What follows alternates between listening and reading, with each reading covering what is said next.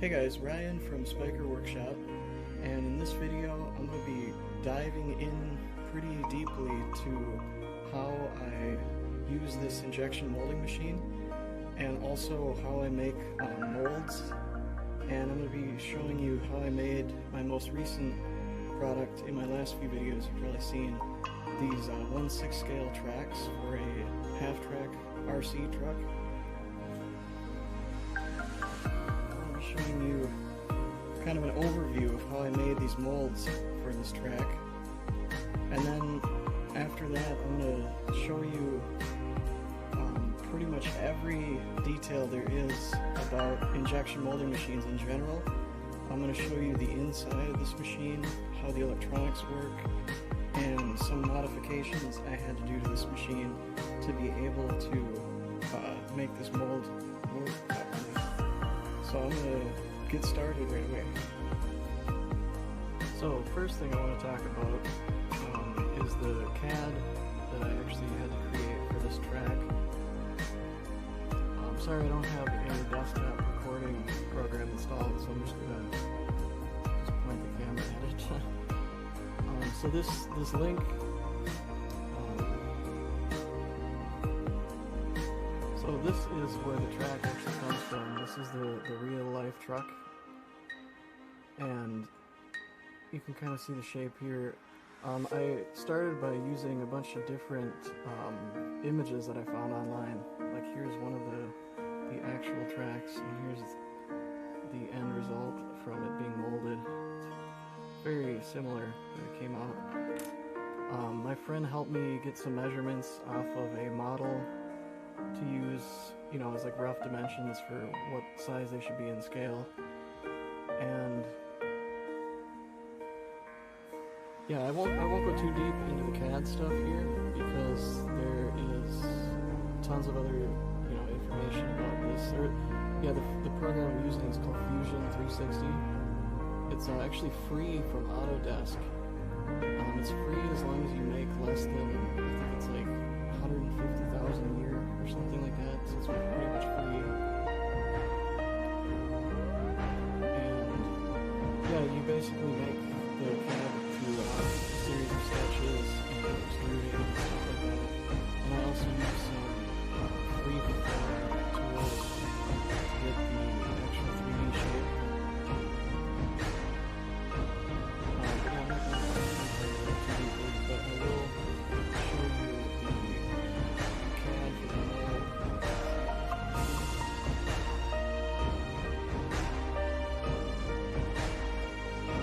So here's the actual mold.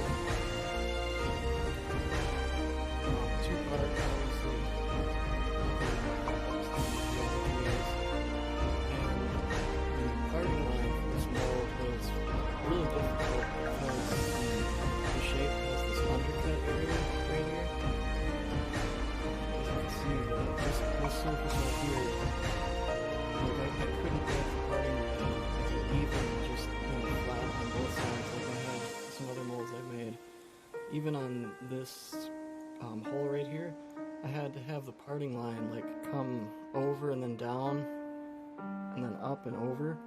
And then it made it even more complicated with the fact that this hole here, there's like a weird extra undercut. So what I ended up doing to solve that is on the mold here, I had to create these pockets and then these like extrusions that come up, and these shapes like interlock with each other.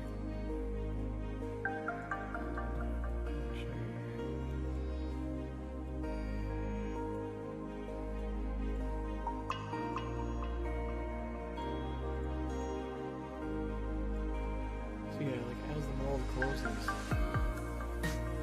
those shapes had to, you know, interlock with each other like that.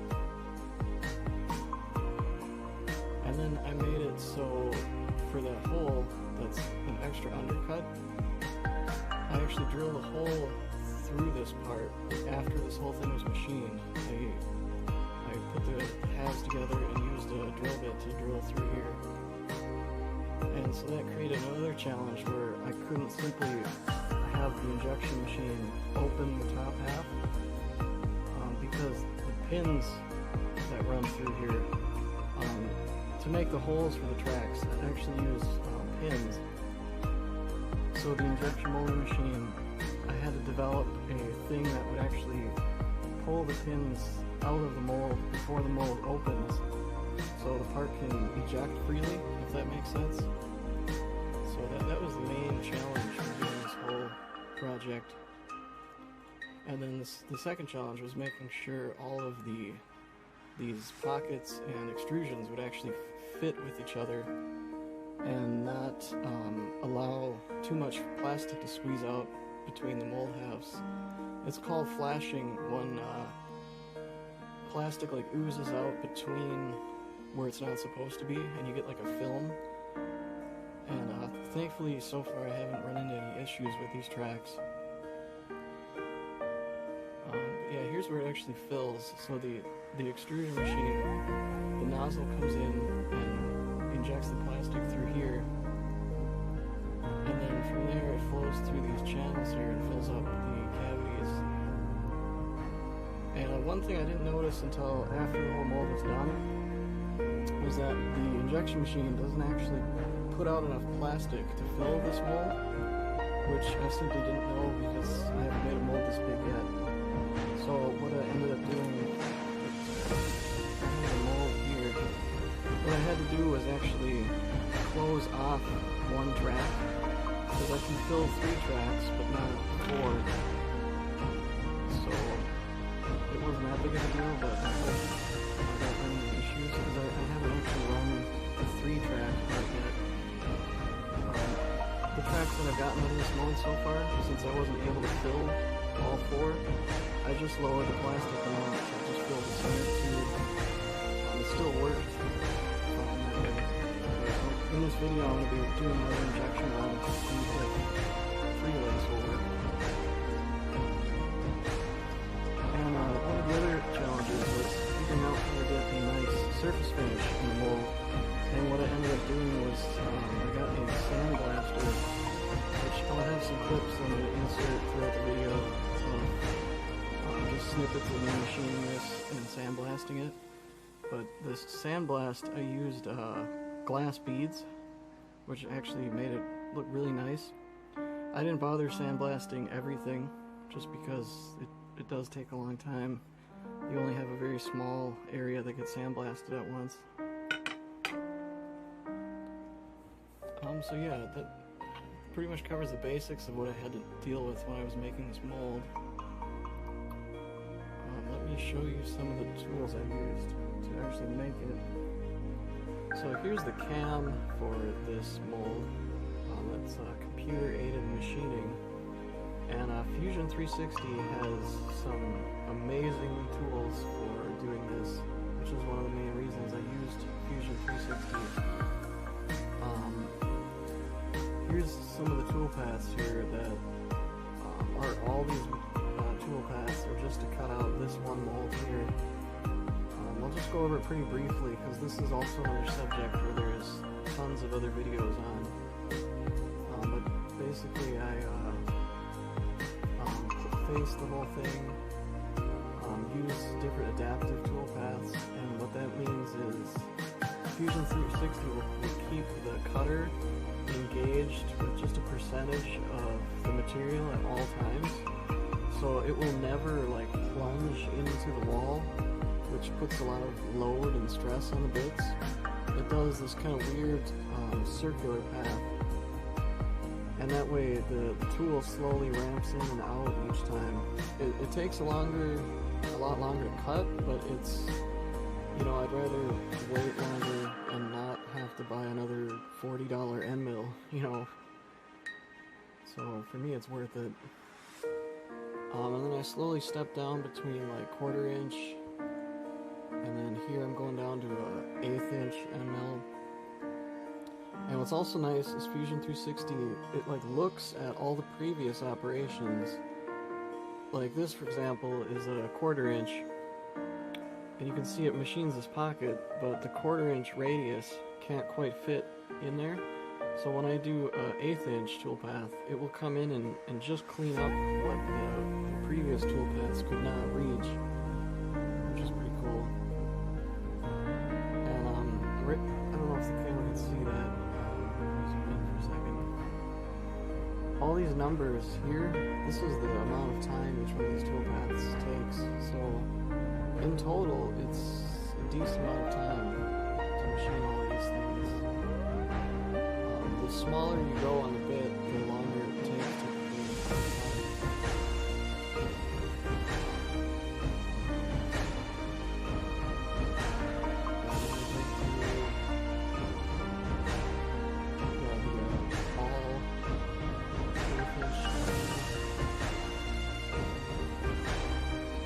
Typically use a ball and on stuff that is 3/8 shaped, so it doesn't leave any hard edges anymore.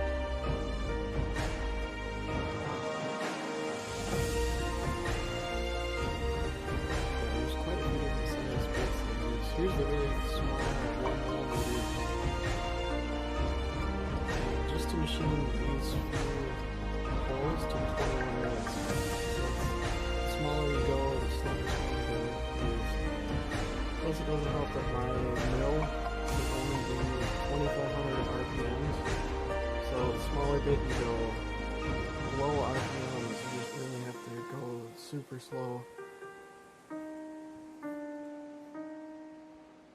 And this here, I was just surfacing off the part that would mate with the other part, like the visible surface. And then after this, I took it to the sandblaster and sandblasted it, and then I put it back in the mold, or I mean in the vise on the mill, and then I finished up all the other operations. And I left some material on all the other parts of the mold that weren't the actual piece, so that way when I sandblasted it, I only sandblasted the actual cavity of the part. And then I came back and cleaned all that up, so it would, in theory, it would fit nicer together with the other half of the mold, like smooth machine part on machine part instead of sandblasted parts on each other, you know. And then this is the very final operation. This is the tapered end mill. It's a 1 degree taper, and I have that go around all the interlocking profiles, so they all have, you know, like a taper to them, so they connect easier. So there's a lot that goes into just making one of these molds. There's a lot of thought you got to put into it to make sure you don't screw up on any tool paths. Because, you know, one screw up on any of these numbers or parameters, you know, you could have to start all over or something. Thankfully, it went pretty good for me. But here's some of all these settings add up into the one cut. But yeah, there's tons of other YouTube videos that go over, you know, how to actually work all this stuff if you're interested in doing anything like that.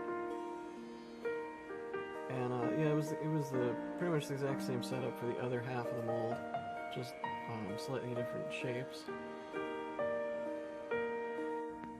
So to actually machine the molds, I used this mill that I converted into CNC. It's a Precision Matthews PM25MV. I bought the mill through Precision Matthews directly, and then I'll put some links in the video or in the description for all this stuff too. But the CNC conversion kit was actually from a company that is local here in Minnesota where I live, and they made these aluminum motor mounts, and they came with the set of motors and different screws under here. These nice industrial grade ball screws on this thing. And I added in the limit switches, and I custom machined a extender. This is like a big solid extender here, because the head didn't didn't actually reach out to the center line of the table, so we only had about like 5 inches of travel. So adding that got me to a full 6-inch travel width on the table. And this is the controller that came with it. This Servotech box has all the electronics, and then you need a standard PC to run it. So I built this enclosure for the machine also. It has sliding polycarbonate doors, just in case any drill bits ever break or end mills break. Nothing will come flying out at me. And then the PC that runs it, the machine runs on Mach 3, which is a really standard CNC control interface. And you can manually move the machine just with the arrow keys, and shift makes it go faster.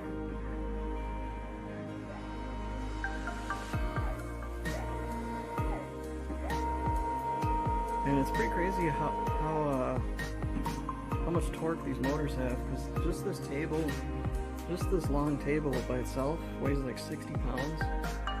So like this is a small mill, but it's still really beefy for what it can do. And sorry, I'm gonna use 2 hands to make it go up and down.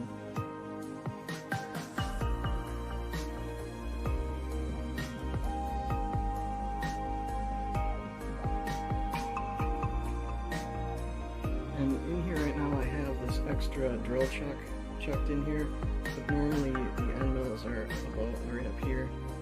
And I got several different collet sizes. Like this is what it uses in there. Like this, you can put the 1/8 inch size end mills up in there. And here's some of the bits that I use to actually cut the mold out.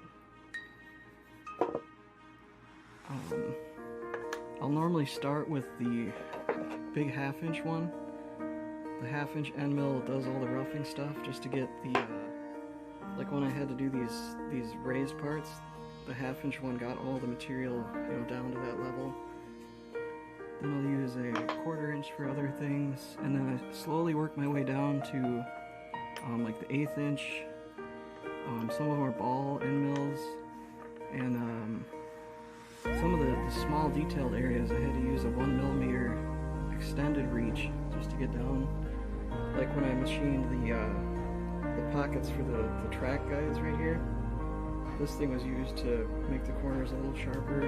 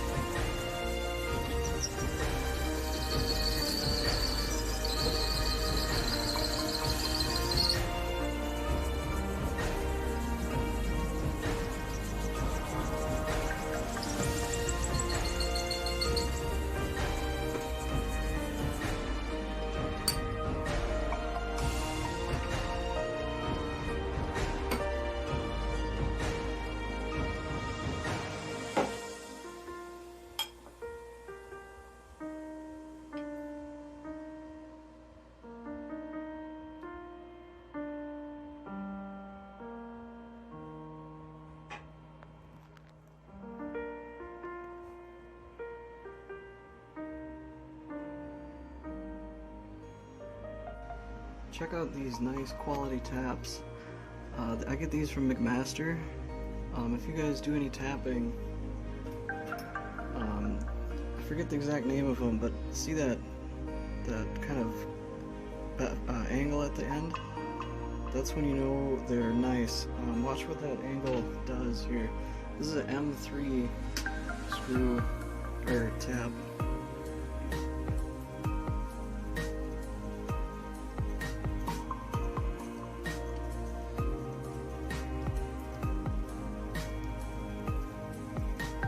See how that comes out on the bottom? You don't even need to lift the tap out like you do with those cheap ones. It just comes out like a little string. It's pretty sweet.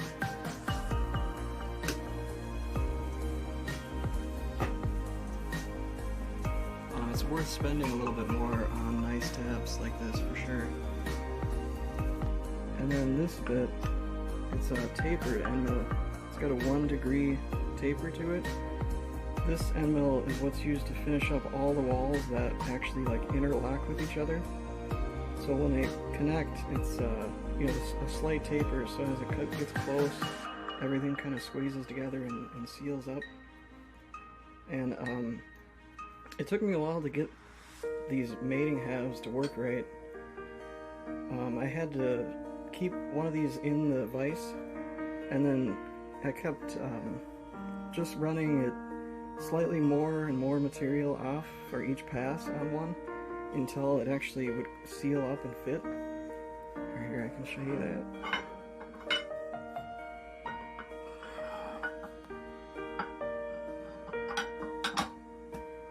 So right when it bottoms out, you can't move it anymore because all those tapers like fully lock together. And then you can see here, these are the holes where those pins have to go in to actually create the holes in the tracks.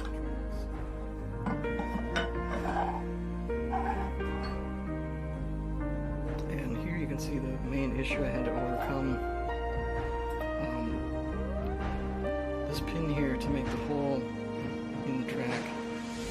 You can see it's raised up off the surface with the tracks in between there. So that's why I came up with the idea to drill a hole sideways through here. And then as the pin comes in here, then when the plastic is injected, these have to be pulled out of the plastic, and then the part can be released. And then that creates a hole.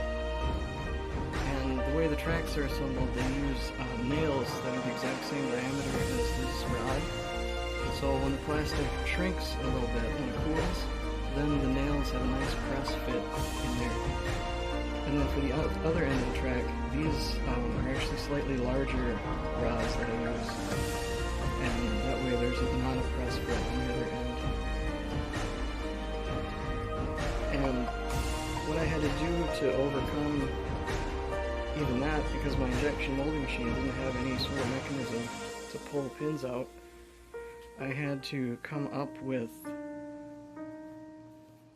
this whole design here. You can see I have the pins right here in this block. This is where the molds actually get installed. This half is where the plastic comes in from the cylinder, and then the other half here. So when this mold shuts, those holes on top of the mold get aligned with these pins here.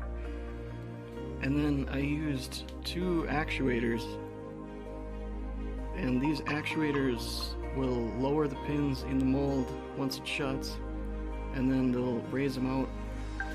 I found that after the plastic gets injected, the pins are under really high tension from the plastic like shrinking around them. So these cylinders, they're like 225 pound lifting capacity each, and it takes probably 200 to 300 pounds of force just to pull these pins from the mold. So it looks overkill, but it needs that much force, and you guys will see that once I get to the actual injection part of the video. So yeah, to make this pin pulling device work, because obviously the controller of this machine wasn't set up to do any of these tasks.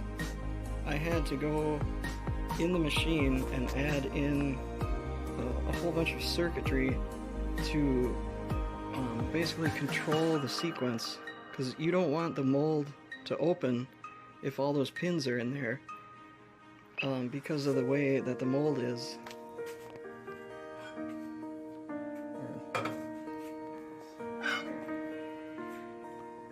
If all the pins are in those holes and then the mold tries to open, you know, that's not good. It's not going to open properly.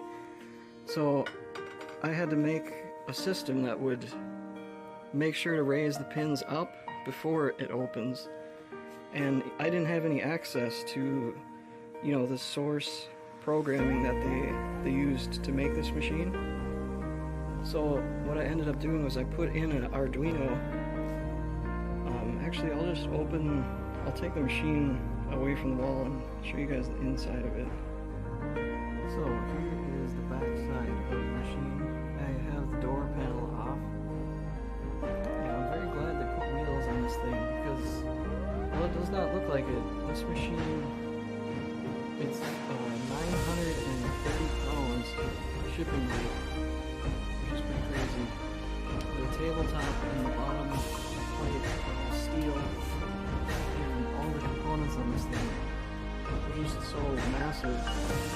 This part I actually took out of the machine to be able to drill this hole to put my actuators on here.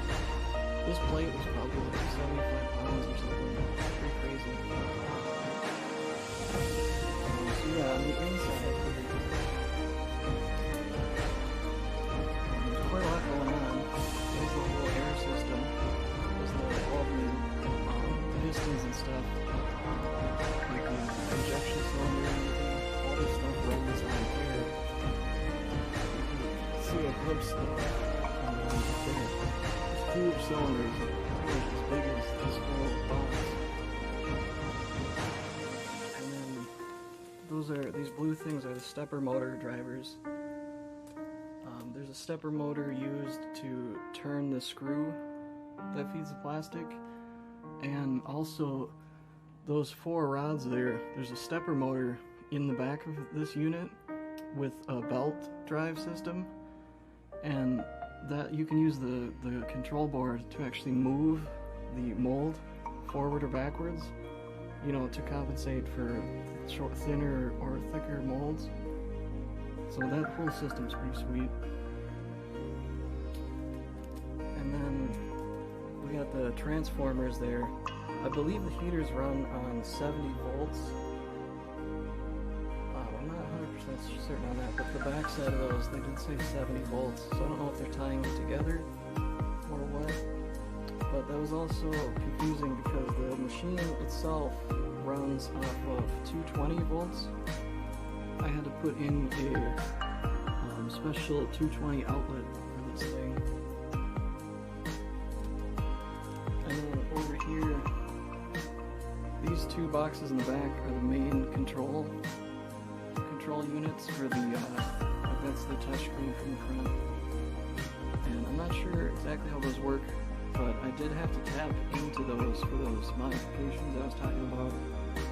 And then I think those are the 3 heater relays. Because the barrel has 3 individual heating elements that you can control. And then I love their wiring that they did in this machine. It's just so clean. They used all these channels to hide all the wiring. And then the air side, it uses just a bunch of different solenoids in different configurations. Like this one's powered to open, or closing and opening is being powered. And then I think some of these, they just release the pressure to close or something like that. Not totally sure on some of these air systems, how they work. I know these are mufflers, so when the machine releases pressure, that's where some of the air will come out to release pressure from the cylinders. And then on the front there's a control valve to control how much pressure and that controls just the pressure that's going to the main injection cylinder. There's actually two cylinders, and it controls the pressure for basically how much force it uses when it actually injects the plastic. So you can adjust that. And then all the stuff on this white board here, this is everything that I have. So like I was saying a second ago, with the pin pulling device, I needed to make sure that the mold would not open if the pins were down. So I had to tap into the main controller unit and see like when the controller tells the mold to open, and then I used the Arduino, and the Arduino actually took over control of the mold closing, took over control of the safety door, and the ejector pins.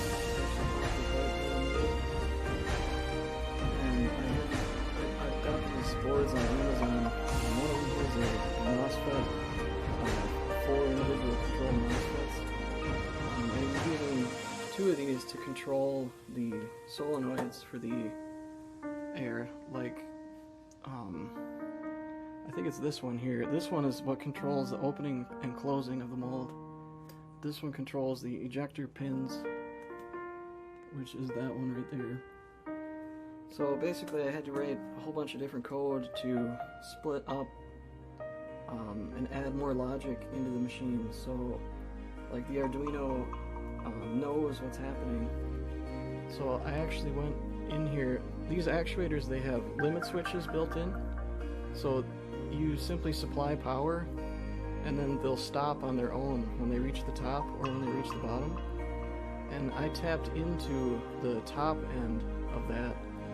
And then that signal is also being sent to the Arduino. So the Arduino will know when the pins are up, and then it can instruct the door to open. And then when the main controller wants the mold to close, I just have it close and start lowering immediately. And then in the software on the control thing, you can set a couple different settings. So I was able to delay the actual injection cycle for like 20 seconds. It takes about like 15 seconds or so to actually bring the pins back down in the mold. And yeah, all this seemed to work really well. This board here is actually a motor driver. Each one of those actuators is being controlled through here. To that. I did a lot of coding on the computer to control the different states of all the stuff coming in, and then I also added this switchboard to the front of the machine. It's got 3 status lights just so I can see what's going on in the brain, and then there's 3 switches, so from the front I can tell it to use the pin puller or not. Because not every mold I make is going to use that device, so I can completely turn it off to make the non-pin molds go faster. And then on top of that, one of the things I didn't talk about yet was this machine. It uses a safety door, so when this door closes, it's dark over there. There's a magnet that trips this reed switch here.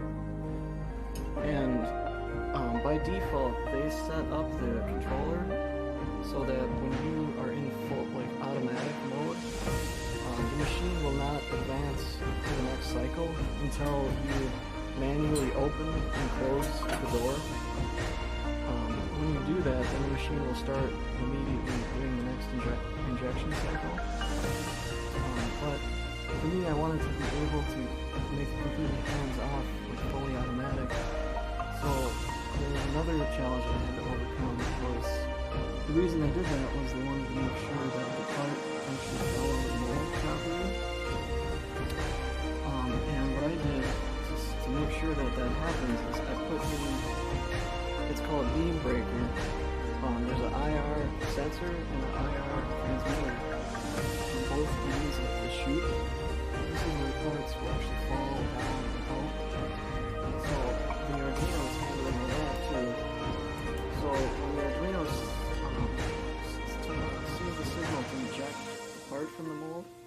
it starts watching for this beam to be broken, and if the beam's broken, that means the part should have fallen out of the mold, you know, 9 out of 10 times, I hope.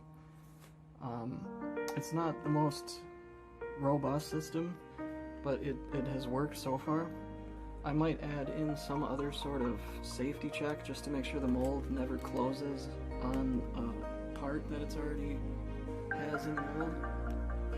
But I have the Arduino check for that, and then when the signal is broken, then the Arduino will manually, at first it checks to make sure the door is closed, but then the Arduino will toggle the door open and closed to trick their controller into thinking that, you know, you actually opened and closed it. That way the entire machine becomes fully automatic, and you don't have to, you know, do that manually. And so far it's been working. I've had it run for probably maybe 2 or 3 hours total so far, and it's worked with minimal issues. Sometimes a part will get hung up in there, but then my beam breaker never trips, so I make the machine halt itself. I give it like, I think it's 10 seconds or something before it will time out and halt the machine if something happens. So I mean, it seems pretty safe and, you know, not destroying parts or molds. And then none of that will happen if you physically open the door. Like if this is open, the Arduino will not advance the mold cycle, even if it's in full auto mode. So yeah, there was a lot of stuff that I had to do to this just to be able to make these specific molds for these tracks.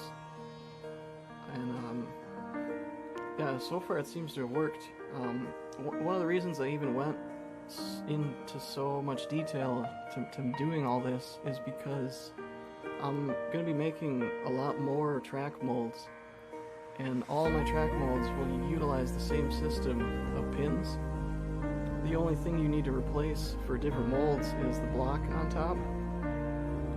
I just have it clamped on there just because other molds will be different lengths and different spacings and stuff, so I didn't want to leave it so you could screw it on and have the screw be in the way later or something. But yeah, the whole system is really modular.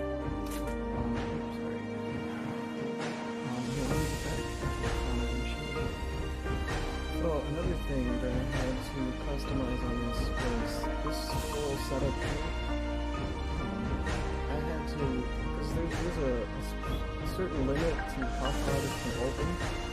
When you have these screws rotate to adjust the mold, it can only go back so far, and it can only come forward so far. So I think my limit is like the max mold width I can do is like 1.5 inches. I mean, the minimum is like a half inch, maybe a little less than that. So I had to design some sort of modular mold holding system in here. So I had to figure out the correct spacing. These are steel, these came with the machine, and I added all these new parts here. And this whole block here is held in by this clamp system. So you can like fine tune where these are to line up with this piece. And this side, I took this is also steel. I took this out of the mold, and then on my mill I machined holes that were very specific widths apart, and those holes match the same holes that are on this side. And what these are for is so I can do molds in, I think, 4 different widths. So I can do a 4-inch, 6, 8, or 12-inch long mold. And here I have, these are the 3 molds that I've done so far.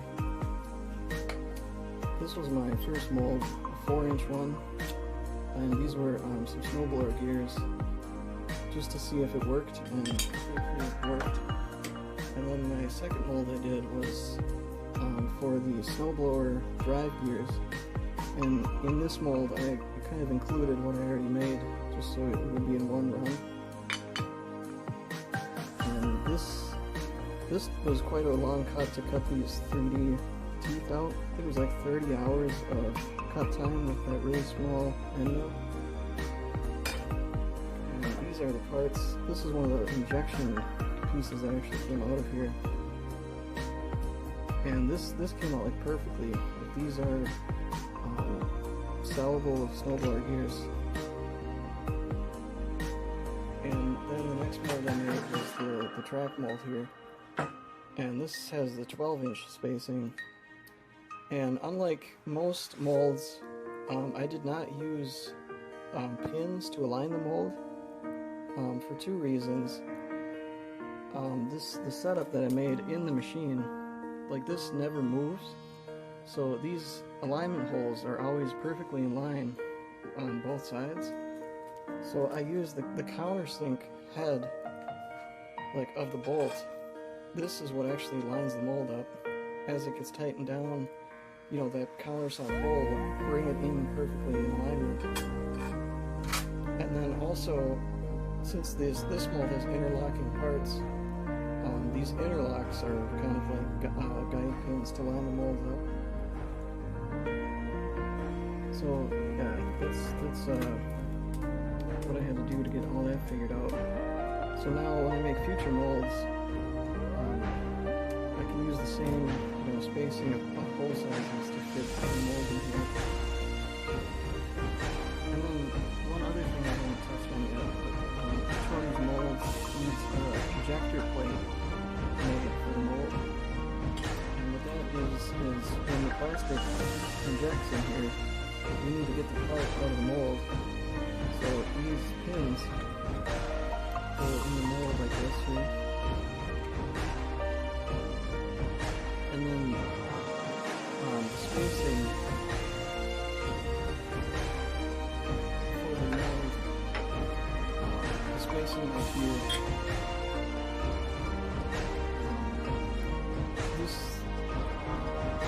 the space between the projector plate and the front of the mold. I have an exact copy of this setup that I use when I actually set these pins, because I don't want to take these in and out of the mold each time I make a new one. So I think that might have been a little confusing what I was just talking about, so I thought I'd show you. I have an exact copy of what's in the injection machine. It's the same thickness and the same shape. And here's one of the pin plates, or the ejector plates. So when I first make these ejector plates, I'll put them in my copy of what's in the machine and line it up like that. And then I'll take my mold and put them on the pins here. I can get it lined up.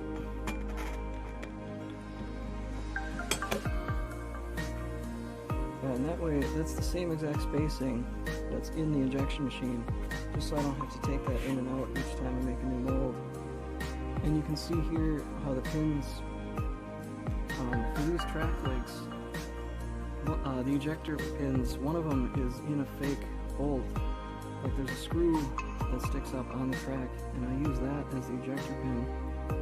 And then also two more ejector pins on the screw that runs between the tracks. And like I was saying before, I closed off the fourth link just because my shot size on the machine wasn't large enough to fill the whole mold. It came really close, but couldn't quite do it. And yeah, when you put in new pins, like this for example, I machine one of the tops flat, so then after you set it in there, I use a punch and a hammer, and it gets press fit in the aluminum that's below it, and then you can set it to the right height, you know. And then once I take this out and put it in the machine, all these pins should be at the exact same height as they are here.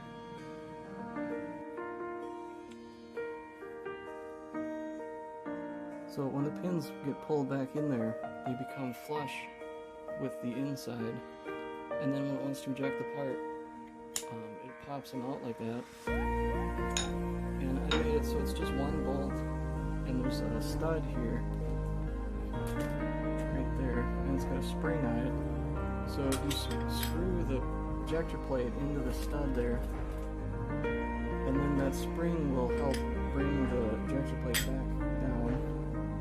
And then this air cylinder, this will trigger in between when the mold opens and the part gets ejected.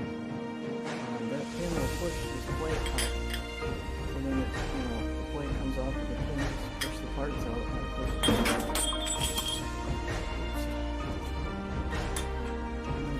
Another one of the pin plates. This one I had some difficulties with the pins sliding on me, so I tried to use some JD weld to lock them in place. Seems to have worked, I think. And these ones actually used some larger pins just to push that gear out, because that pocket was so deep in it. And this you can actually see easier. Yeah, the pins go flush with the surface.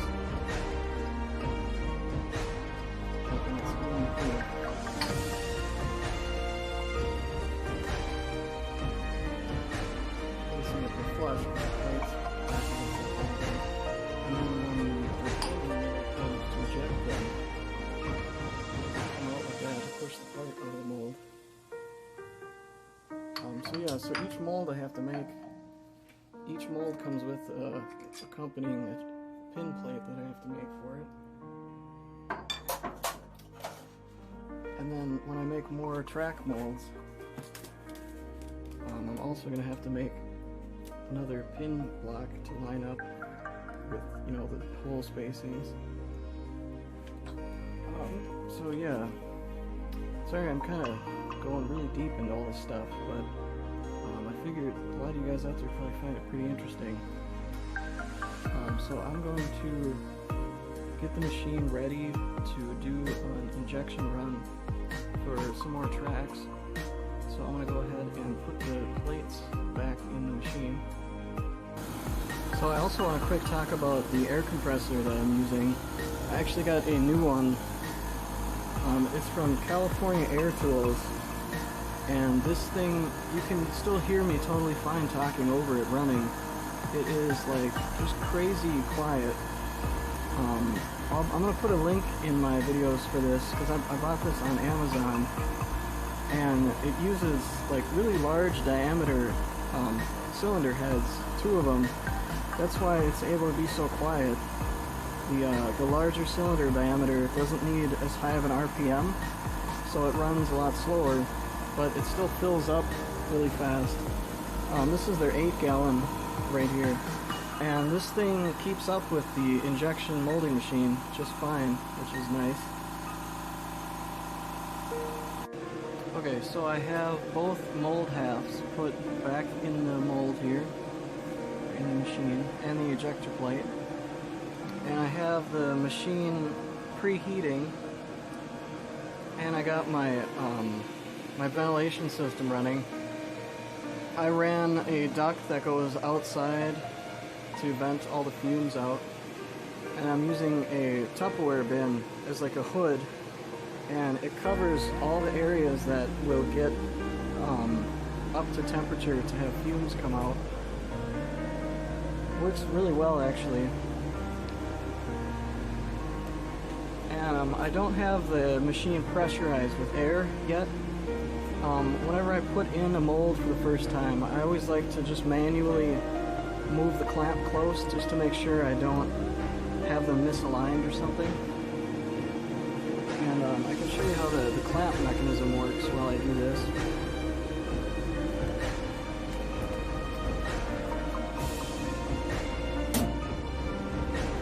Oh yeah, what's cool is they have a, I don't know if you can see it from here, they have a plate.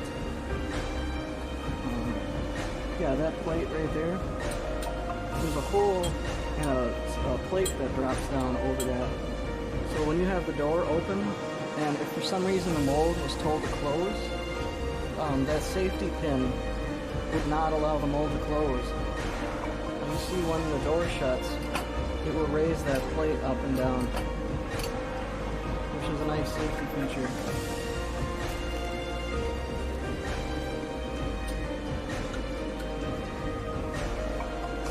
Yeah, here you can see the actual mechanism for the mold.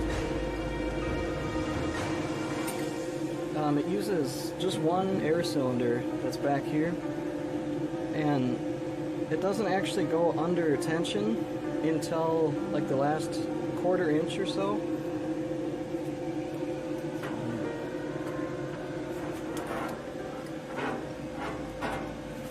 One second.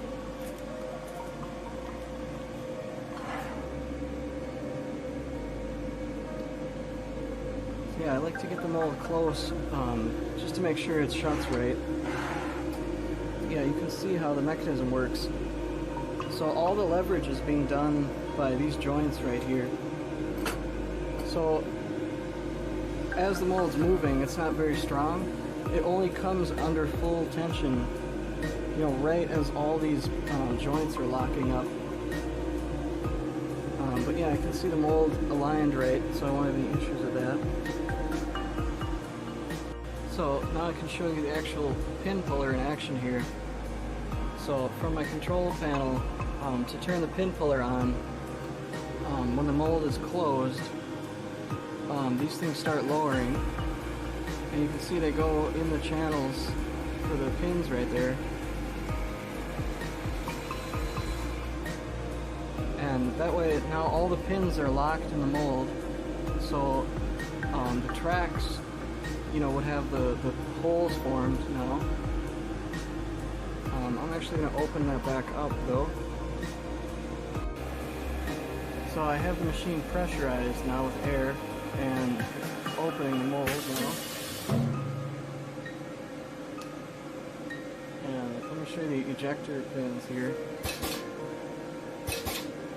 So that's what will actually pop the part out of the mold. The barrel is, I think it's at temperature. You can see this is where I set the temperature. There's 3 heating zones. Right now the temperature is higher because it was just warming up and it kind of overshot, so now it has to cool back down a little bit. But while we're waiting, I can add the plastic. So this is what I use here. This is Delrin in resin form. It's like pellets basically. I got some white and black stuff.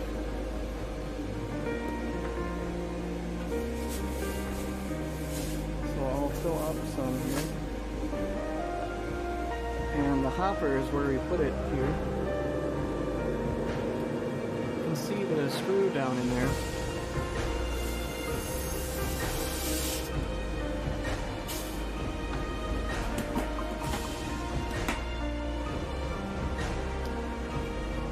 And so I'll kind of go over the basics of how this machine actually works, or how any injection machine works, that is.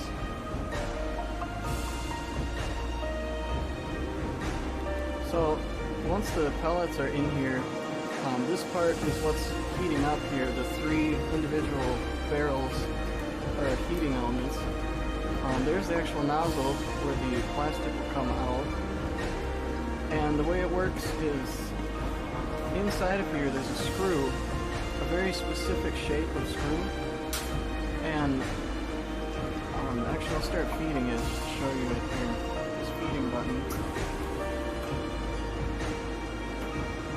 That starts that motor spinning, which is turning the screw right now, and that's feeding the plastic from the hopper down through the screw. And the screw shape changes, so the farther it gets in the barrel, the more compressed the plastic's getting. So it's actually being mixed together right now and heated as it travels down the barrel. You can see it start to come out there. I do a fair amount just to purge the old plastic, because when you cool the machine off, you can never get all of it out, so you gotta kind of get the old stuff out of there.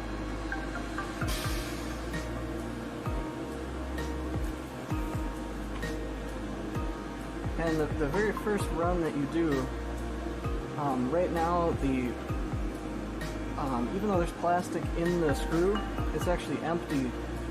Like it can't do an injection shot. It needs to build up plastic in front of the screw. Think of the screw like a plunger. Well, let me just show you here. So to make plastic build up in front of the screw, for now I need to block the nozzle and have the machine move forward. That way no plastic can get out, so I can feed plastic and allow the barrel to fill. So I'm going to start feeding it. And you can see right here, this is the whole screw is pushing the machine backwards right now. And in front of the screw, plastic is piling up almost in like an injection shot. Like this is what they talk about for shot size right here. And on the control surface, you can set how many millimeters of shot size you want to use. It uses this actuator here to measure the distance that it's actually filling up. And this setting was for 2 track lengths, but now that I'm trying 3, I'm gonna up this. I'm not sure what value to use, so I'm just gonna try something and see what happens here. So as I'm feeding more plastic in, you can see that the barrel's moving back. So once it gets to 65, then it automatically stops. So now the machine's ready to do an injection shot. So I'm gonna pull the machine back, get that out of the way, and clean off any extra stuff on the nozzle.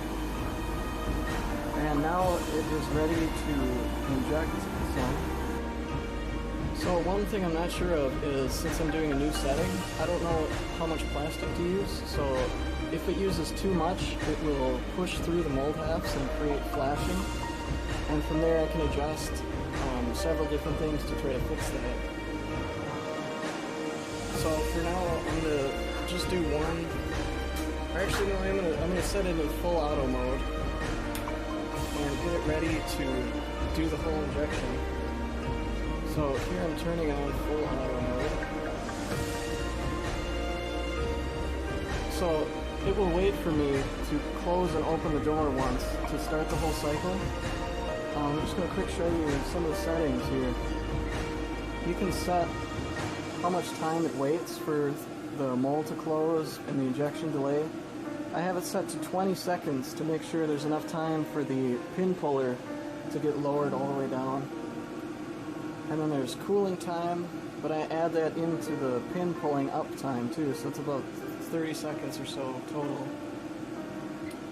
And yeah, let's see what happens here.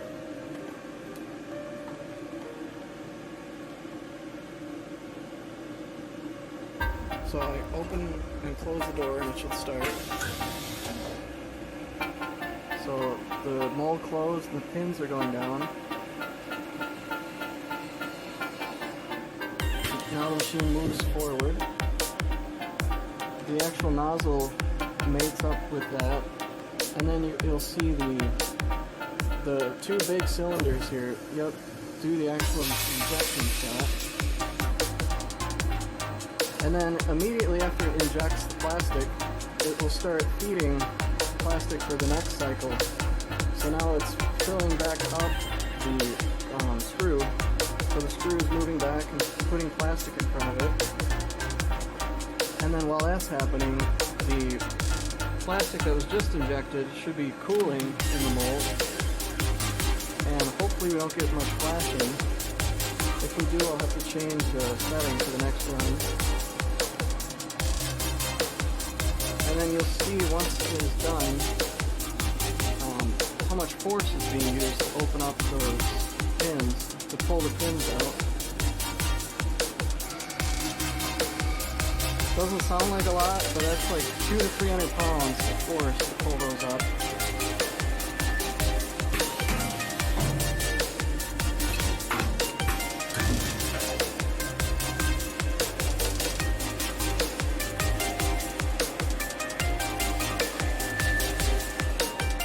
Alright, so this is what actually came out of there. So it looks like I am getting some flashing here, and this one didn't quite fill up all the way. So just from looking at this, I'm not sure if it can actually do 3 lengths. I might have to block off that other channel and just do 2. Because the way it is now, the plastic, by the time it gets all the way out here, it's not even anymore. So that's why we're getting flashing over here and not enough over here. So I might cut the video short here so I can go back and fill in the other half of the mold, so only 2 links are being injected. But yeah, you've seen when that part fell down, it tripped that beam breaker and told it was safe to open again. Let's see it one more time here.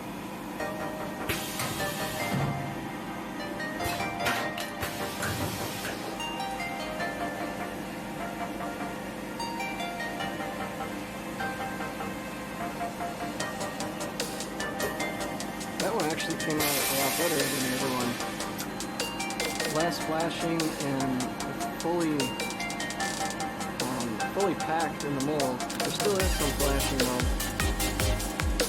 So I'm gonna tweak the machine and I'll get back to you in a minute.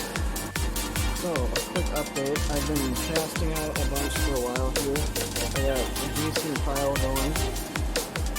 And I just ran into an issue which I gotta stop the machine to fix. My ejector pins, they're all moving. Each injection cycle, they're moving a little bit.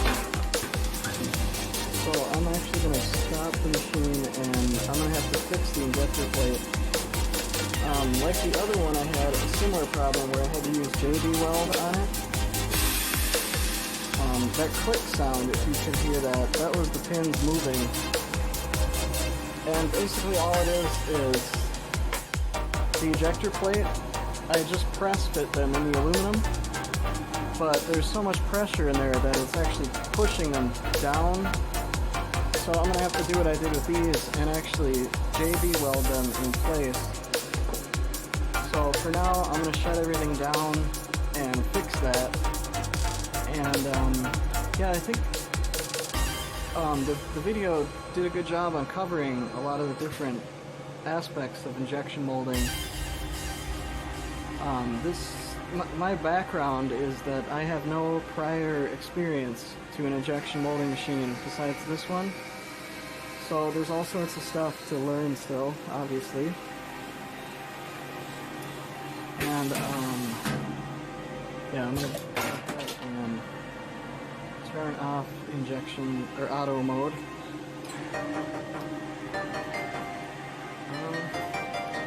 But yeah, it does work decently. There's just a few bugs to iron out.